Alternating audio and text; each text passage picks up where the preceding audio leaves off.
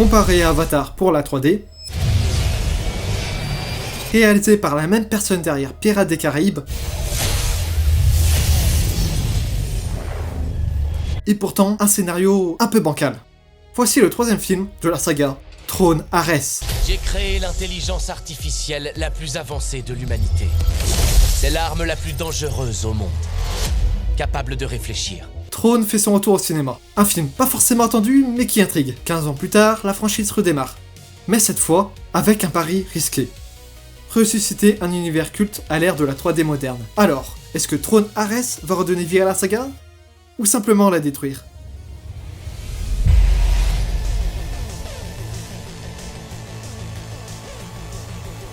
Le premier Trône, sorti en 1982, n'a pas eu énormément de succès, du fait qu'il était trop en avance sur son temps, surtout au niveau des effets numériques.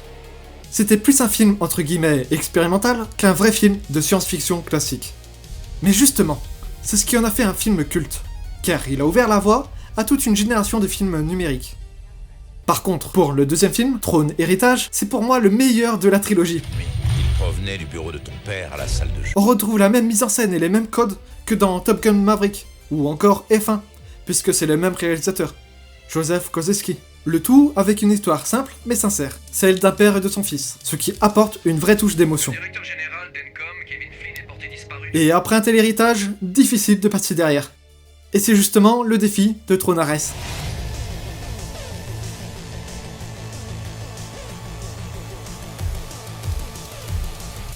Si on regarde le casting, on a Jeff Bridges, qui joue Kevin Flynn dans les deux premiers films, et qui reprend ce rôle dans Trône Ares. Mais à part lui, aucun autre acteur majeur ne revient.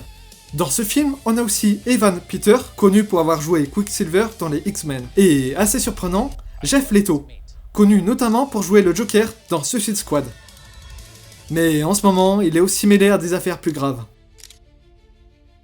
Le film fait entrer le monde virtuel dans le nôtre. Un choix audacieux, mais pas sans conséquences. Et surtout, pourquoi Joachim Ronning, le réalisateur, a-t-il voulu inverser complètement la logique de Trône ? Eh bien, c'est logique, c'est pour être original et... Non ? Non, enfin, pas exactement. Le réalisateur voulait mélanger la science-fiction et l'actualité, et parler de ce qui nous concerne tous aujourd'hui, l'intelligence artificielle. Et au lieu de nous plonger dans un monde virtuel, il fait entrer ce monde-là dans le nôtre. Parce qu'en réalité, c'est exactement ce qu'on est en train de vivre. Et Trône Ares essaie justement de nous prévenir du danger de cette nouvelle réalité. Avec des codes aussi évolués, qui vous dit que vous pourrez toujours le contrôler. Joachim Ronning voulait rendre Trône plus physique, plus réel. Pour ça, il a limité au maximum l'usage des fonds verts et de la 3D. Mais dans un univers aussi futuriste, impossible d'y échapper complètement. Alors il a choisi de construire de vrais décors. Notamment le QG de l'entreprise technologique, les motos emblèmes de la saga ont été entièrement fabriqués à partir de châssis électriques, pour donner une vraie impression de vitesse et de présence à l'écran. Même chose pour les costumes, conçus de A à Z.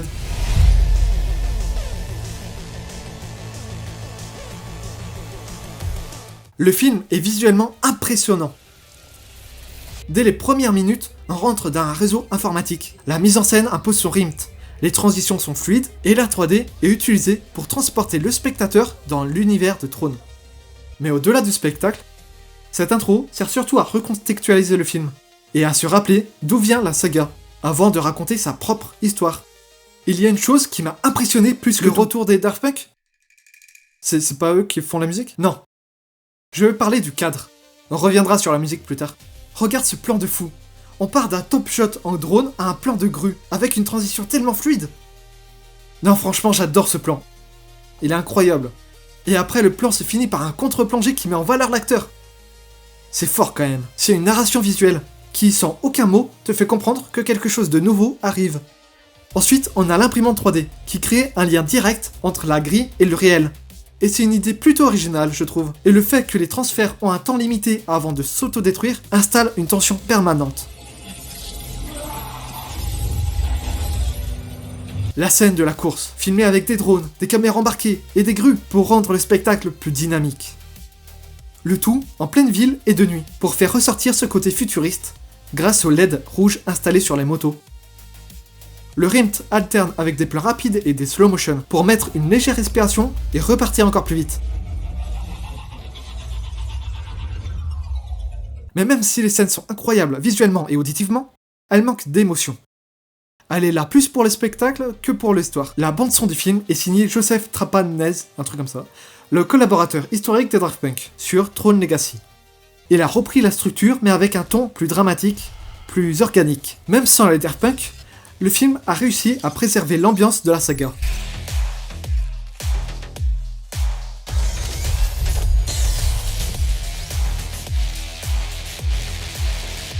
Niveau colorimétrie, le bleu est bleu, le rouge est rouge, le blanc est blanc. Voilà, pas d'analyse.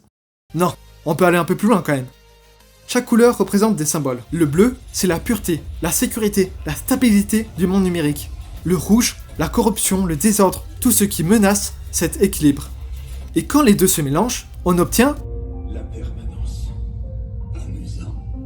Mais ce n'est pas tout. Quand le rouge s'éteint pour laisser place au blanc, c'est l'équilibre parfait. C'est le moment où le bien et le mal s'annulent pour créer quelque chose de nouveau.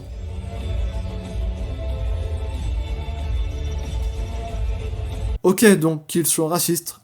Ouais. Le scénario. C'est lui qui détruit le film. Car il est trop léger. Si on résume, c'est les méchants en rouge qui veulent utiliser l'IA pour contrôler le monde. Les gentils en bleu veulent l'utiliser pour guérir le cancer.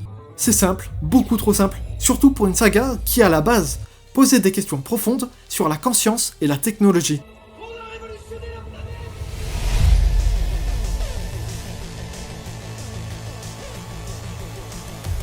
Personnellement, j'ai bien aimé Tron Ares. C'est un bon film, visuellement c'est vraiment impressionnant avec des vraies idées de mise en scène et une direction artistique incroyable.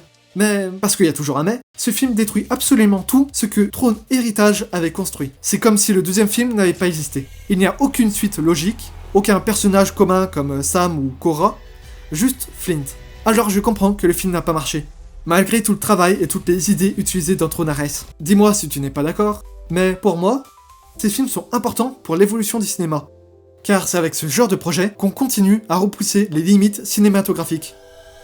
Et voilà, j'espère que t'as aimé cette vidéo, n'hésite pas à me donner ton avis sur le film dans les commentaires, pense à liker et à t'abonner et on se retrouve très vite. Allez, à plus!